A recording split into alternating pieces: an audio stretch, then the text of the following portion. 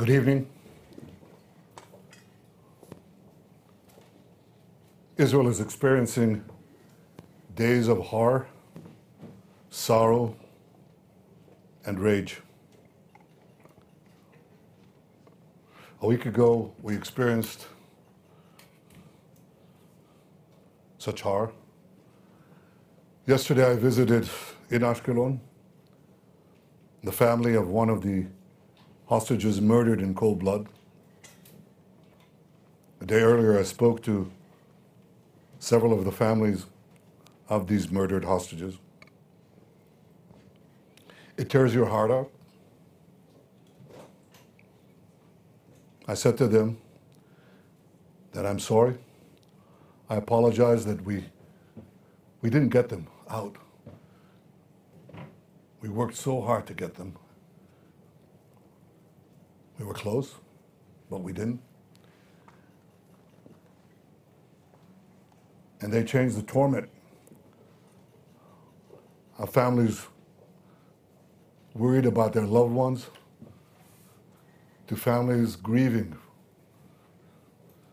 for their fallen beloved. That sentiment I know, because I belong to that family, but it's a horror. We also lost brave policemen and brave soldiers who are fighting in the Gaza front. And I embrace their families as well. All our people do. On October 7th, we experienced the worst savagery in this century. On October 7th, we experienced the worst savagery meted on the Jewish people since the Holocaust. These savages massacred our people, 1,200 civilians. They beheaded our men.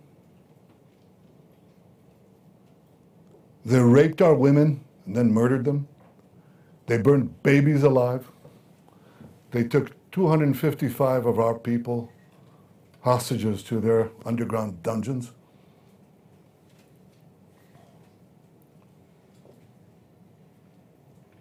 That's a horror that the world saw and responded to initially. It's important that we remember it. But we were given a reminder, a terrible reminder. Last week, when these savages murdered 6 of our hostages in cold blood, they riddled them with bullets, then they shot each of them in the head, some of them several times.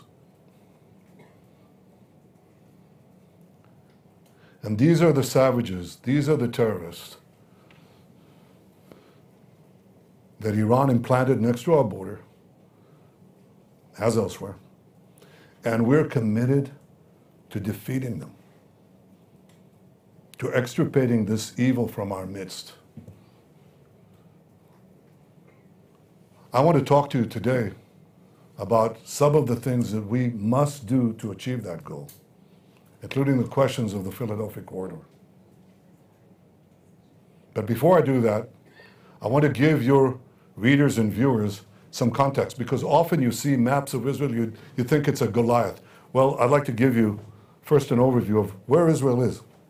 This is the Middle East, and this is the entire Arab world, and this is Israel. It's one of the world's tiniest countries. I give it the thumb test. This is a big one, so you need a bigger thumb. But it's a tiny country. It's one of the tiniest countries on the planet. It's, I think, 1/10 of 1% of the territory of the Arab world. Maybe I'm wrong. Maybe it's 2/10 of 1%. It goes from the river is right here, that's the Jordan River, to the sea, the Mediterranean Sea. So when Hamas is talking about liberating Palestine from the river to the sea, basically what they're saying is destroy Israel. And the entire width of this is probably around the width of the Washington Beltway. It's all together, it's its widest point, about 50 miles, right here. Tiny. And here's Gaza there. This is the red thing that you see here. That's Gaza. Now I want to zoom in. When I zoom in, remember how tiny this is. Remember the distances here. Now take a look. Here it is enlarged. This is Israel. This is the Mediterranean Sea. The Jordan River is right here. This is Egypt and the Sinai Desert. Now look at Gaza. Where is Gaza? Gaza is implanted in this tiny country, 30 miles from Tel Aviv, 40 miles from our capital, Jerusalem, 30 miles from Beersheba. These are three of Israel's largest cities. Gaza is within spitting distance to them. Israel, up to the disengagement agreement of 2005, Israel controlled this border under an agreement with Egypt after the Camp David peace accords. We controlled this part, which is called the Philadelphia corridor. I'll talk about that in a minute. Right down to Eilat in the Red Sea. This was our border. And while there was, I would say, a minimal amount of terrorism, we didn't really face a big problem. Let's zoom in on that a bit more. Here's Gaza Strip enlarged. Again, this is the situation in Gaza before the disengagement of 2005. And the Gaza Strip is firmly under Israeli control. We control the maritime border. You can't smuggle in weapons. They tried, but we stopped it. You control the land border, and you control this border between the Sinai Desert, Egypt, and Gaza, the Gaza Strip. It's controlled. This is the Philadelphia corridor. This is the Rafah crossing, controlled by the IDF. Now look at the distances from Gaza. It's 4 miles to another city in Israel called Ashkelon, where I visited that bereaved family yesterday. It's a population of 170,000 people. They're 4 miles away. But some of our communities, like Kibbutz Be'eri, which was one of the hardest hit, is 1 mile away from Gaza. Kfar Aza is less than 1 mile away. It's literally walking distance, okay? And so as long as we control this, these communities, sometimes they were harassed by this rocket or that rocket, but it was marginal. We controlled the security situation. But something happened in 2005. Israel unilaterally disengaged from Gaza. It just went out. It took out everything. It took out the army. It stripped, uprooted communities, took out 10,000 people. The army left the Philadelphia corridor. Here's what happened. This is Gaza after the disengagement. And Hamas now has a weapon smuggling operation nurtured by Iran, financed by Iran, supplied by Iran, delivered by Iran. And here's what happened. That Philadelphia corridor became completely porous. The other borders controlled by us. But once this was perforated, even though the policy of Egypt was to prevent it, it didn't necessarily work. It didn't succeed. And this border, once we left our side of the Philadelphia corridor, rockets went in, missiles went in, drones went in, ammo went in, weapons manufacturing equipment came in, tunnel drilling equipment came in. Once we got out, once we left the Philadelphia corridor, Iran could carry out its plan to turn Gaza into a base, a terrorist enclave that would endanger not only the communities around it, but would endanger Tel Aviv, Jerusalem, Beersheba, the entire country of Israel. It became a huge terrorist base because we left that corridor. So we vowed, or I would say all this, you have to understand that the centrality of the Philadelphia corridor to the arming of Gaza, to the arming of Hamas, and this all led to the October 7th massacre, which Hamas has vowed, proudly vowed, to do again and again and again. We vowed that they won't be able to do it. So we set, as far as Gaza is concerned, 3 war goals. The first war goal was to destroy Hamas's military and governing capabilities. The second was to free our hostages. And the third was to ensure that Gaza never again poses a threat to Israel. And all three of those goals, all three of them, go through Israel's control of the Philadelphia corridor. And it's obvious why. You want to destroy Hamas's military and governing capabilities, you can't let Hamas rearm. It's obvious. So you have to control the corridor. You can't let them have, by the way, it's not only to prevent them from terrorizing us, attacking us, it's also to prevent Hamas or any other terrorist organization from terrorizing the people of Gaza. Gaza cannot have a future if Gaza remains porous and you can enable rearmament of terrorists through the Philadelphia corridor. The second thing is to release the hostages. First of all, you can't prevent, if you leave this corridor, you can't prevent Hamas from not only not smuggling weapons in, you can't prevent them from not smuggling terrorist hostages out. It's walking distance, nothing. They can easily smuggle hostages out here to the Sinai Desert in Egypt. They disappear. It's crossing distance. The distance is nothing. It's meters away. They cross the barrier above ground. They don't even have to go underground. They disappear in the Sinai, and then they end up in Iran or in Yemen. They're gone forever. And you need something to squeeze them, to prevent them, to put pressure on them to release the remaining hostages. So if you want to release the hostages, you've got to control the Philadelphia corridor. And the third goal of ensuring that we prevent Gaza from being again a threat to Israel, it's clear Gaza must be demilitarized. And it can only be demilitarized if the Philadelphia corridor remains under firm control and is not a supply line for armaments and for terror equipment. I think that's clear to most Israelis, to all Israelis. But a question has arisen. That may be the case. But why don't you leave Gaza for 42 days? You could come back. Well, aside from what I said, that they could smuggle the terrorists out, wait a minute. Come back. I want to show you what they've got under Gaza. I didn't show you that. So I want to show you that. This is what they have under the Philadelphia corridor, just so you understand the supply lines we're talking about. This is one of the tunnels there. Look at the engineering. Look at the investment here. Look at what they've got. We've got dozens of such tunnels underneath the Philadelphia corridor. To give you an impression of the size of these things, this is a soldier. This is a tunnel. You could drive a truck through this. Yeah, indeed, you could. Here's a truck. Or it's a Humvee.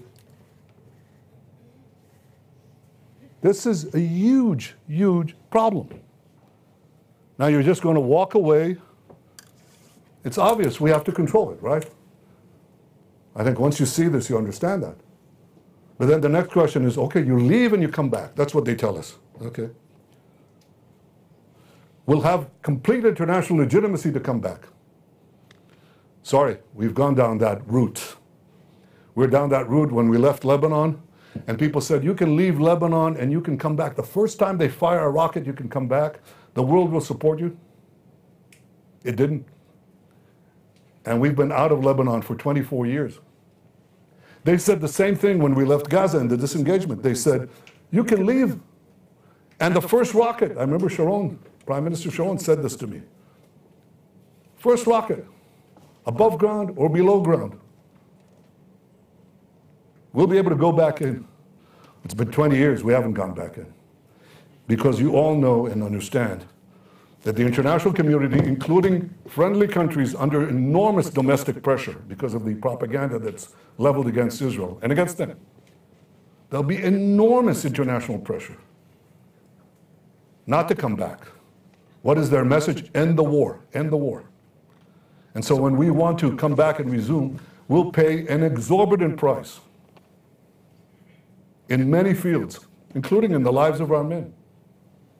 To come back, it's not just a military question. It's a military, political, strategic question.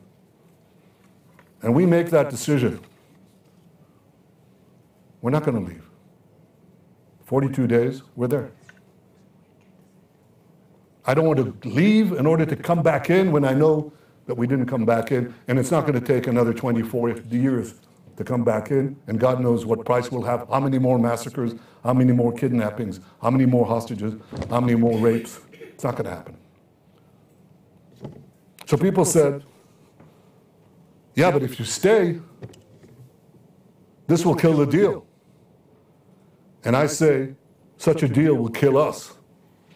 And there won't be a deal that way. This is a false narrative. I'm willing to make a deal. I made one already. One that brought back 150 hostages, 117 alive.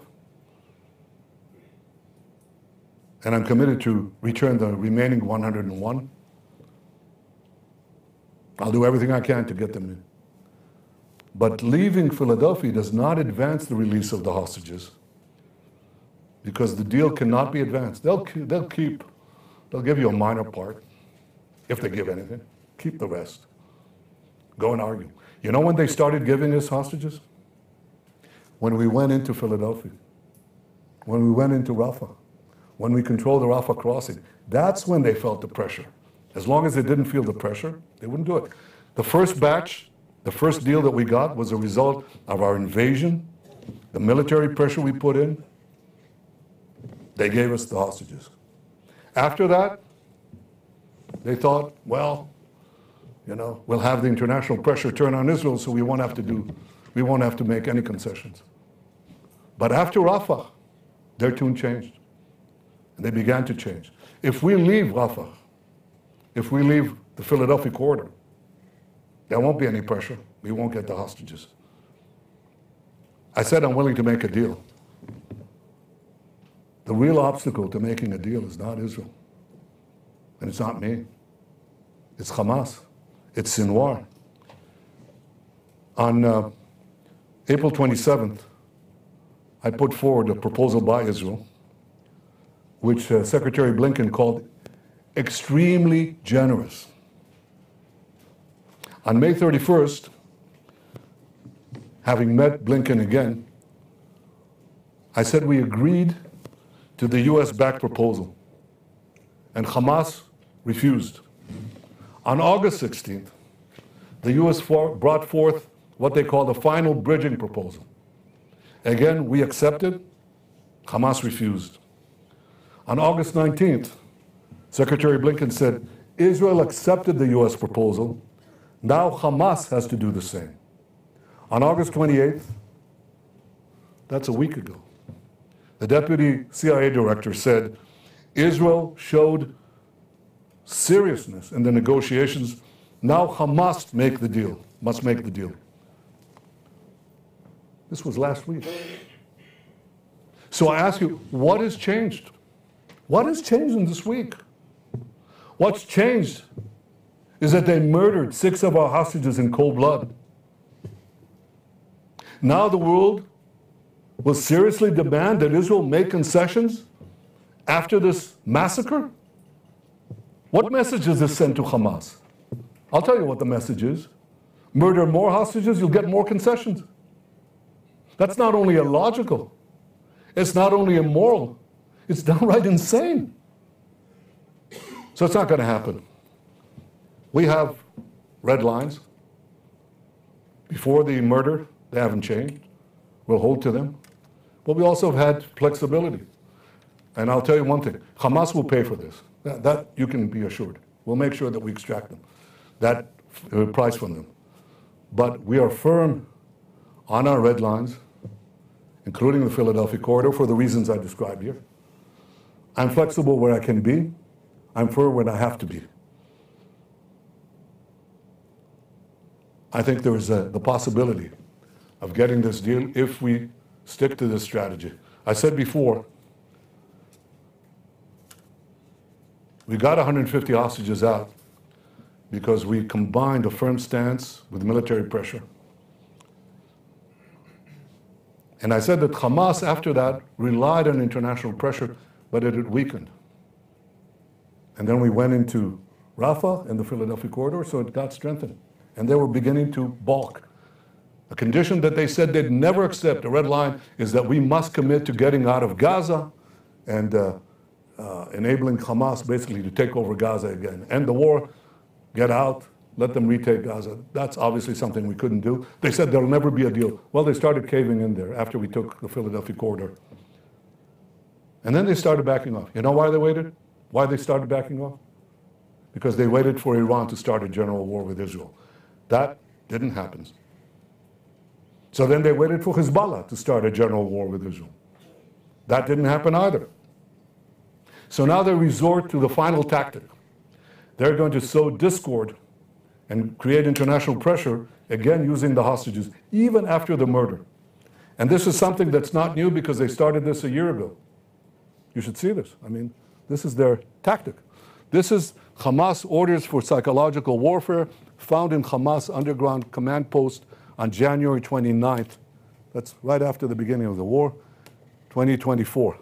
And this is the original document in Arabic.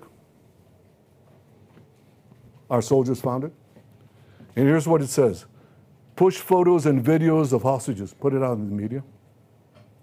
Because that creates enormous psychological pressure. Who's not affected by it? Any human being seeing these souls, these girls, these people, young people from those dungeons, you're affected by it. Second, increase psychological pressure on defense minister. Third, continue blaming Netanyahu. And fourth, claim ground operation will not release hostages. That's Hamas's, that's not only their talking points, it's their strategy. And their idea is this will sow internal discord and increase international pressure on Israel. That's what they hope to achieve. And they think this will happen. Well, it won't happen. I can tell you why it won't happen. I'll tell you why they'll fail. Because overwhelmingly, the people of Israel are united. They understand everything that I said here. Overwhelmingly. You should know that. It's important. And the second thing is, we're committed to achieving our goals. All three goals. Destroying Hamas's military and governing capabilities, releasing all our hostages, and ensuring that Gaza does not become a threat to Israel anymore.